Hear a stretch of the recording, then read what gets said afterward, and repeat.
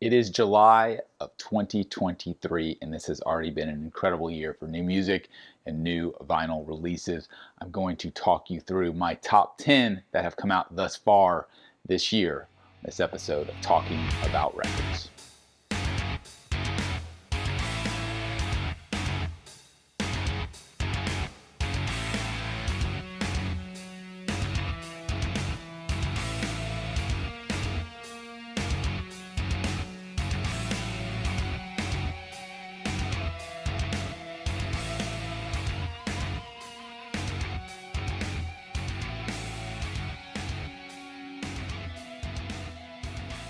My name is G.I. Sanders from NTX Vinyl, a small chain of independent record shops in the Dallas-Fort Worth area. If you're not local but you are in the U.S., you can shop online at ntxvinyl.com. If you like our content, would appreciate it if you subscribed here, our channel on YouTube, and you can follow us across social media on Facebook, Instagram, TikTok, and pretty much anywhere else. So let's talk about 2023. It is July. We're midway through the year, and there's been some incredible releases already. Net new music, live albums, just compilations, some cool stuff. It's fun to look back and do a mid-year thing, because the most interesting part will be at the end of the year to see how this list changed and what comes out between now and January that may impact this. I have a feeling that at least seven out of these 10, or I don't know, 75%, if you want to say, will probably still be on this list, but I don't know. We've still got 5-6 months left, so we'll see what tops it. I'm going to count down these. I did put them in an order of kind of just my favorites, and I'm not only talking about the albums, but also the pressings, the packaging, everything that goes into it. So let's kick it off with number 10. This is a live album, and it's a tour I saw. This is Shake Your Moneymaker Live by the Black Crowes. I'm a huge Crowes fan. If you watch the channel, I've talked about the Crowes a lot.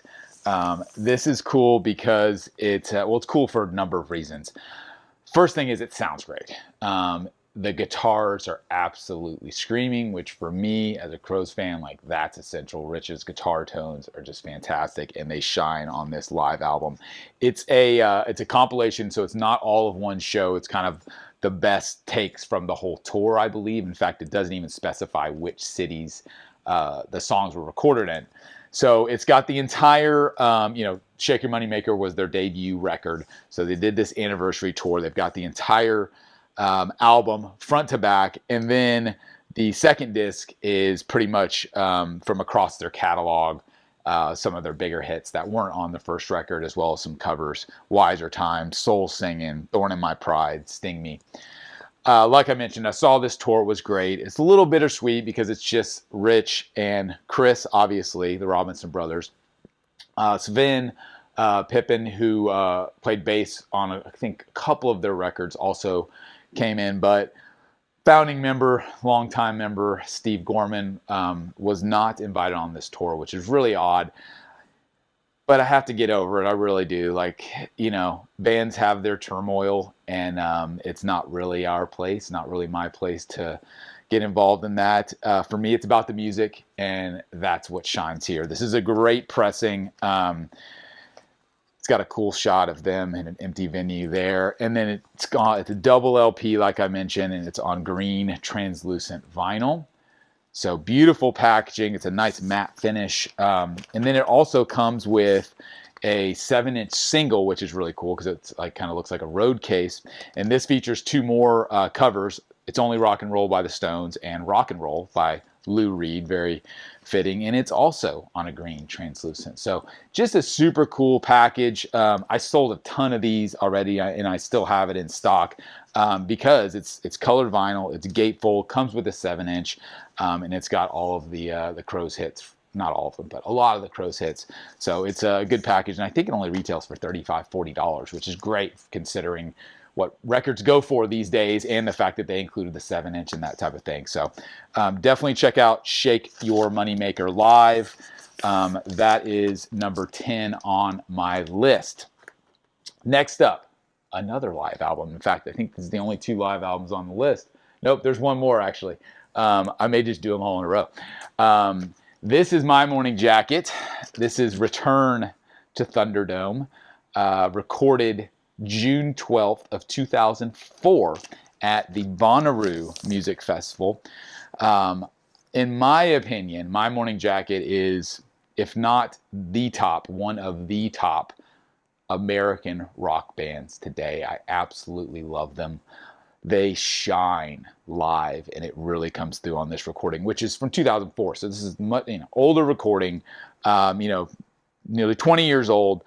So they're a much younger band at this point. But man, there's a really cool story behind this too. They did a little documentary film on it. It was like a 30-minute documentary. I think you might be able to watch it on YouTube. I'm not sure, but look up My Morning Jacket Thunderdome and see if it's still available for streaming. So a huge rainstorm came through in the middle of their set, and they played through it. So it's an absolute downpour, and a big festival with however many, tens of thousands of people were there. It was a little dicey as far as letting the show go on.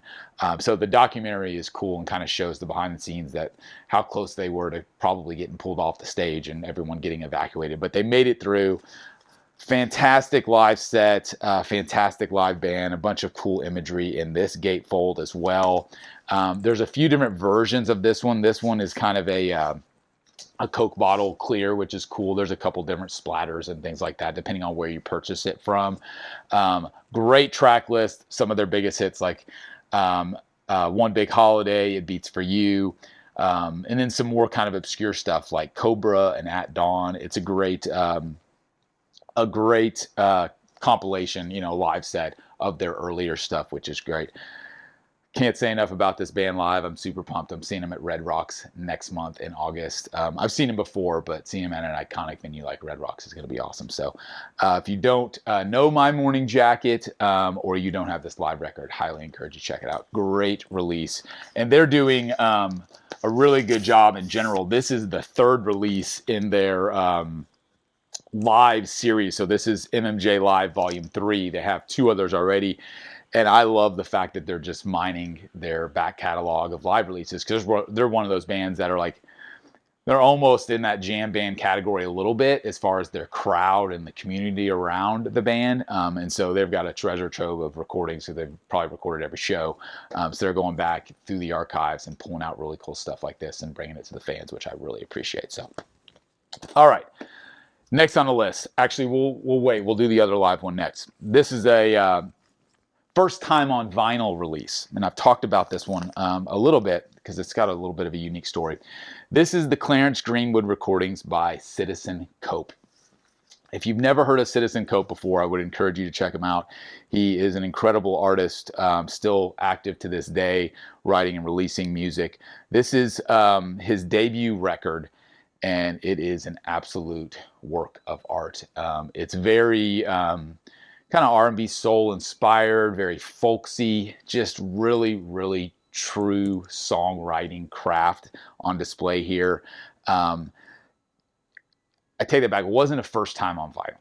The reason why I said that is because the original pressing of this, which came out early 2000s, I believe, I don't have it in front of me, but the original pressing was very limited. And because it was early 2000s, so vinyl wasn't getting produced very much, and it's still to this day super expensive. You couldn't find a copy for sale, and if you could, it was $500 or something. So finally, he reissued this. It is numbered. This is number 87, actually, of 1000, and as you can see, it was signed. He did an interesting thing where he sold this direct to his fans, which was cool because I think he's either independent or on a small label now. So he got the rights back to this and was able to do it. But he put a really high price point on it. It was like $100, I think, to even buy a normal copy, or maybe $150 or something. And then they messed up the pressing, which is why I have a signed one, because because it was delayed so long, he ended up signing copies of the people who pre-ordered it.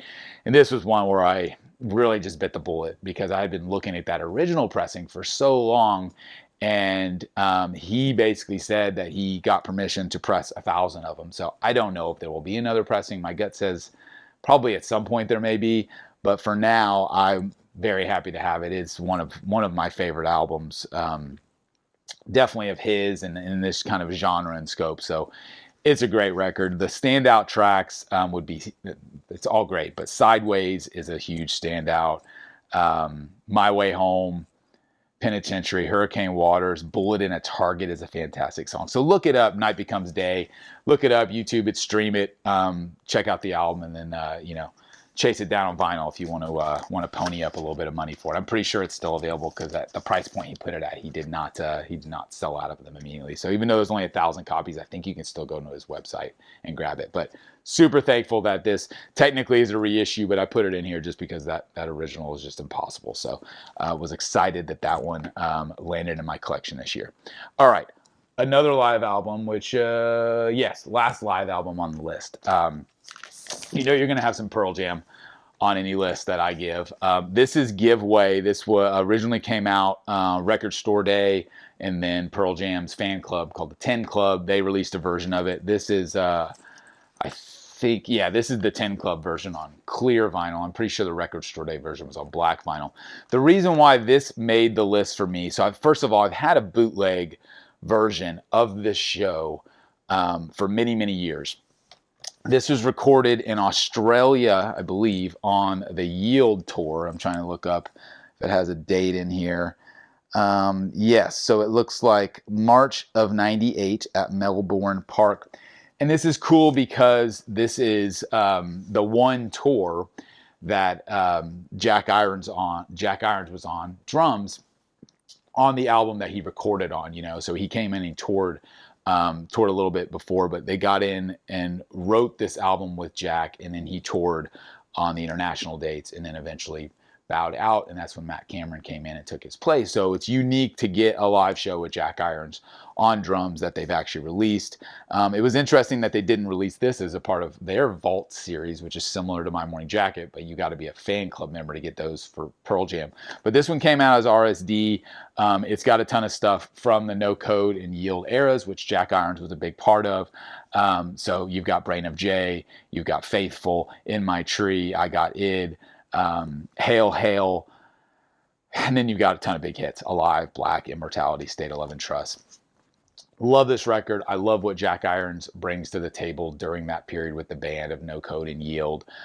Such a unique drum aesthetic, and a lot of people point back to, you know, Dave Abruzzi's as far as the early albums, and then you go to the later albums with Matt Cameron, and you got Jack Irons kind of right in the middle. It's an interesting part of the Pearl Jam story, their drummer saga, as far as what they've gone through, because all of their drummers, I think, are pretty unique and different, especially those main three, not counting the earliest stuff with Matt Chamberlain. But yeah, I love this record. It's a great recording. It was originally broadcast over the air, I believe, live, and there was a CD that came out, I think only in Australia. It was very rare, so it did come out. So this is technically a reissue of that CD, and they stayed true to the artwork and the track list. It's not the complete show. It's exactly what was on that original CD, but it never released on vinyl until Record Store Day of this year. So Give Way by Pearl Jam, love that one. All right, next up, I'm going to go from one of my favorite bands to another one of my favorite bands. This is Songs of Surrender by U2. Really cool release. Love them or hate them, that's fine. I love them. I think this is a really cool release. This is a 4 LP box set version, which features 40 new acoustic and reimagined recordings from their catalog. Essentially, The Edge, during COVID, mined their discography and pulled out a ton of tracks and stripped them down, broke them apart, and rebuilt them back up with mostly an acoustic vibe. So, of course, you've got tons of big hits like Streets Have No Name and One and Beautiful Day. To me, the standouts on this are songs like Ordinary Love and Sometimes You Can't Make It on Your Own, Electrical Storm, If God Will Send His Angels, All I Want Is You, Stay, Miracle Drug. I'm naming a lot of deep cuts because for me, that's what it's about in U2. I love the singles too, but man, I love their deep cuts, and some of these versions are fantastic. A lot of people gave the band slack for doing this because they're like, oh, it's just a money grab. We don't need more versions of those songs. And I'm like, these are iconic songs. If you're a fan of U2 like me, you love these songs. I will take them in any form or fashion I can get them. And that goes for any of my favorite bands. Like if any band I love wants to do an acoustic record, instead of just repackaging a greatest hits, like do them in a different way. Like that's what this is to me. And I really appreciate it, and I've listened to this a ton. They put out a ton of different versions of this. So like I said, that's the 4 LP box set version. There were like, I think 20 different colors of it or something. I only got the box set, and then I did get one other one. This was really interesting. This is the Notre Dame edition vinyl, and this is a 16-track 2 LP version, and it is, as you'd expect, on Notre Dame colors. It's got the sleeves and everything are Notre Dame. There's a poster in here, and it's on a navy and gold vinyl. What's unique about this is the only way you could get this was at the Notre Dame bookstore on their campus. And there were no online sales.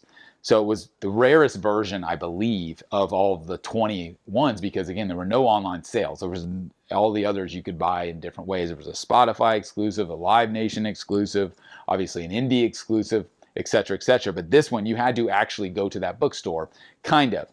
So what happened was I'm in like a U2 Facebook group or something, and someone posted that they were at the store actually picking one up when it came out, which, big U2 collectors obviously would do something like that. And the person who sold it to him said they still had, copies left. And they said, oh, well, if you know anyone else who wants one, just have them call the store. So I called them and I said, hey, I'm looking for the U2 record. And they took my phone, they took my credit card over the phone, old school, and processed it and sent me a copy. So pretty cool to have that one just because it's a rare version. All right. We're getting down to, let's see, number 5 on the list. Number 5 and 6 kind of go, I think, is that right? Let's see, 1, 2, 3, 4, 5. You got 5 left, yeah. So these next 2 are unique in that you've probably never heard of the bands. That's because they came out on my record label. So I run a record label with a couple buddies called the DFW Legacy Series, which essentially is us going back to our youth and albums that came out locally that never made it to vinyl but were really important to us in the local scene that we were involved in. So one of those is a band called Funland. This is the Funland band, which is pretty much their sole album release. They had a couple other like EPs and things like that, but this was their main release. It comes on a double green LP. We completely redid the artwork as a gatefold. Fantastic record. If you're a fan of bands like, it's hard to say, but like Weezer, kind of like a Cheap Trick thing. They actually do a Cheap Trick cover on here. This has some extra tracks that were included on the main album originally when it came out as well.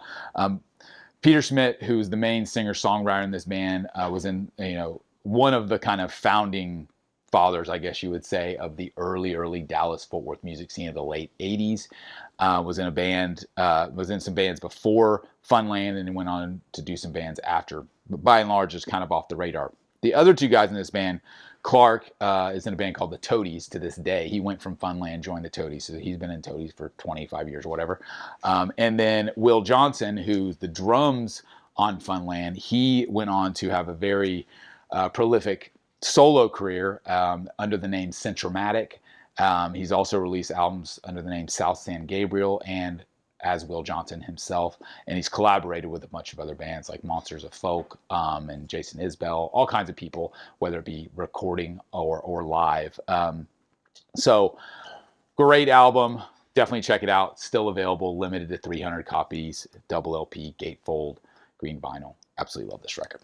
All right, next on the list, another one on my label. I could have included everything we released on my label, but I just picked out like 2 of my favorites, right? This is Course of Empire. I've talked about this one a little bit. I did a video interview with these guys on the YouTube channel, actually. This is an album called Initiation. I absolutely love the album cover. Just so iconic, and a custom font.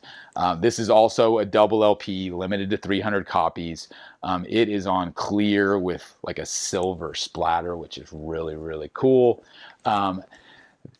This is much, much heavier. This is kind of like, I want to say, if you like 9 Inch Nails and Tool and Ministry and Prong and like heavy industrial influenced metal, this is a great record. That being said, some incredible melodies, some incredible tribal drumming.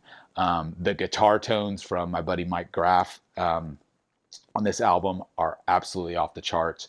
So just a great record. Saw this band a ton back in the day. They only put out 3 full-length albums. This one came out on Zoo and should have been big, should have been a breakthrough. Unfortunately, there was another band on Zoo called Tool that came out with Undertow at the same time. And MTV gravitated towards Tool, as you know, and all of the marketing push and the effort from the label shifted and went right to Tool, and everyone else that was on the label pretty much got ghosted, and so they were left on their own to figure it out. They did go on and put out another great record called Telepathic Last Lies, which has never been on vinyl. Maybe someday we'll do that one too, but a fantastic album from Dallas's own Course of Empire. All right, 3 more.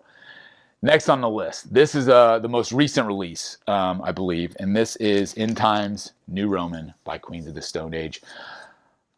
Their first album in a couple years, and I think it's their best album in many years. This is a great record. There's a bunch of different versions of this one, several different colors. This is the silver vinyl version. Love the artwork, which is very Queens, as you'd expect. Very... I don't even know how to describe it. Unique, I guess you should say. Standout tracks. Obscenery, the opening track is fantastic. Paper Mache, Carnivore, What the People Say, Emotion Sickness. Love the play on words that Josh Homme does on this record. I mean, if you like Queens, you're going to love this record. And I think, like I said, I think it's their best in a couple albums for sure. Maybe, I mean, I don't know if it's their best since Songs for the Deaf, but maybe so. Like, I definitely like it better than Villains, and I like it better than Like Clockwork.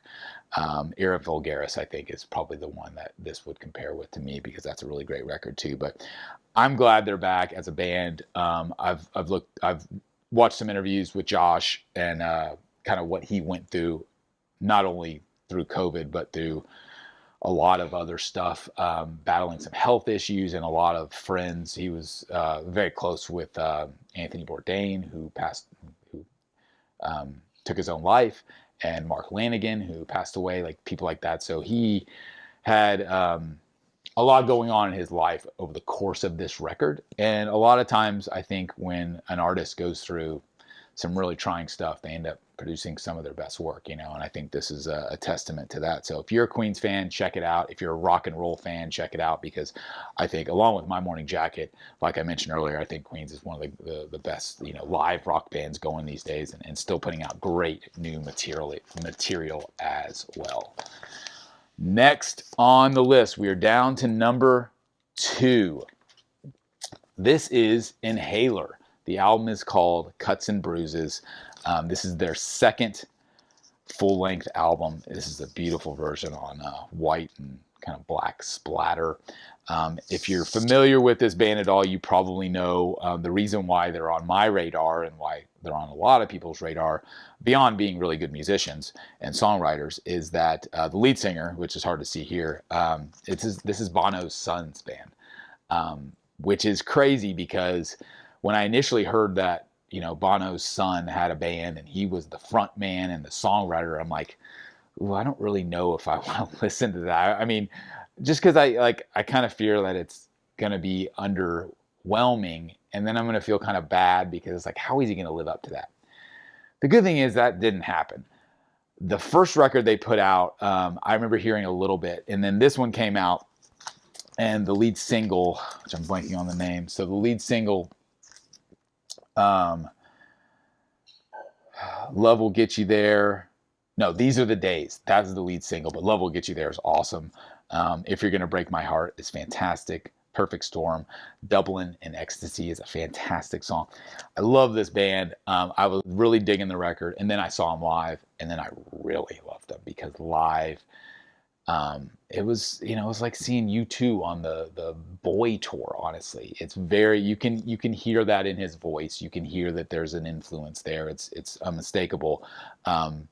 But I can't preface how much of that, how good they are and how good he is as a not only as a front man, but as a vocalist, as a songwriter. The songs are really good, really hooky, really punchy. Just a great rock band, and the live show was absolutely stellar. It was crazy because the crowd at the show was like early 20s, mostly females. Like, it was a really strange thing. I was completely out of place, but it was a fantastic show, like I mentioned, and it made me like this record even more. So check out Inhaler. If you're not familiar, like I said, this is their second album. This came out early in the year. Last but not least, if you follow anything I do on other social media channels, you're probably going to know exactly what I'm going to choose. But this is Weather Vanes by Jason Isbell. And in full disclosure, I kind of did this video just so I could talk about this album a little bit. I could have done a whole video just about this album because that's how hooked I am on it. I have listened to it nonstop. I saw him live and the 400 Unit, his band, just prior to this coming out, because he was already on tour before the album came out, and he was playing. He had pre-released like 3 singles, which I did listen to prior to the album just because I was going to see him live. I was like, I'd love to be familiar with the songs a little bit. And then the album dropped, and I liked the singles. I still do. The singles were Death Wish, Middle of the Morning, and Cast Iron Skillet. I don't know if you can call them singles. They were the 3 pre-release tracks, right? But, I was kind of fearful a little bit that, well, I hope the rest of the album is that good, A lot of times you'll hear an album, you love the single or the first 1 or 2 songs that come out, and then you get the rest of the record, you're like, oh, they released the best ones first and everything else is kind of filler. That's not this at all.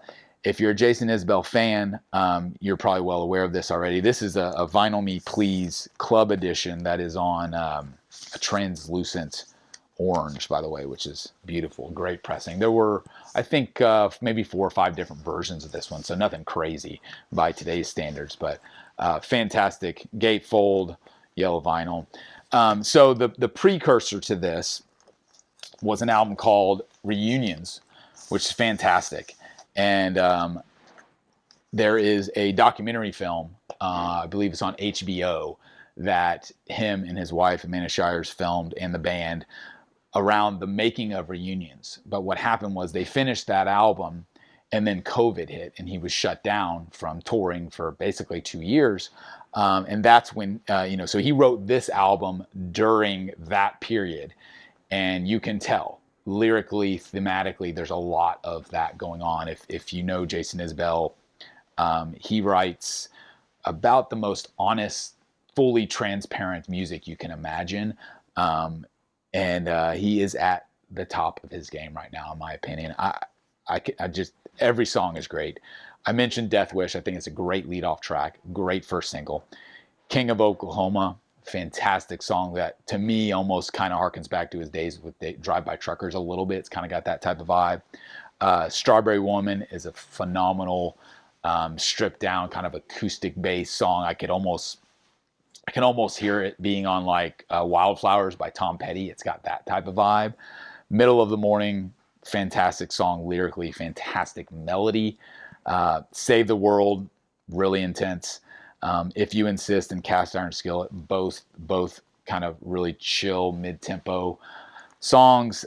When We Were Close, Volunteer, Vestavia Hills, I absolutely love. Fantastic track. I think Vestavia Hills and This Ain't It could be like Stones tracks on like Sticky Fingers. Like, just really great kind of classic rock tunes. White Beretta is a little bit of a ballad, and then it finishes off with a track called Miles, which is really fantastic. He's been closing a lot of his shows with Miles and This Ain't It. I just love it. It's a fantastic record. The songwriting is off the charts. I think it's his best album ever, and I never thought I'd say that, because if you go back in his catalog, there's an album called Southeastern, which was his breakthrough, which is basically a perfect album. But I still think his songwriting is at its peak right now. I mean, I don't know where he goes from here. It's hard to top an album like this. Reunions is good. The Nashville Sound, I absolutely love as well. Something More Than Free. I'm naming all of his albums right now. I love all of his discography. The earlier albums, I think he was still figuring it out a little bit. By the time he got to Southeastern and broke through, and between there and now, he has done nothing but progress as a songwriter and gotten better. The band, the 400 Units, fantastic. So check out Weather Vanes. It is absolutely my #1 record of 2023 thus far. and I would be shocked if anything else comes out that takes its place between now and the end of the year. We shall see. So that's my list. I would love to know what's on yours. As always, thanks for watching and supporting the channel. If you want to support our shop, you can do so at ntxvinyl.com. We're independent, we're family owned, and we sell any new release pre-order that comes out on, from any big box or any record store. You can pretty much buy from us if you'd like to support us if you're in the US, because we don't ship internationally. But thanks for watching. Subscribe to the channel. Follow us across social media. My name is G.I. Sanders, and we'll see you again next time on another episode of Talking About Records.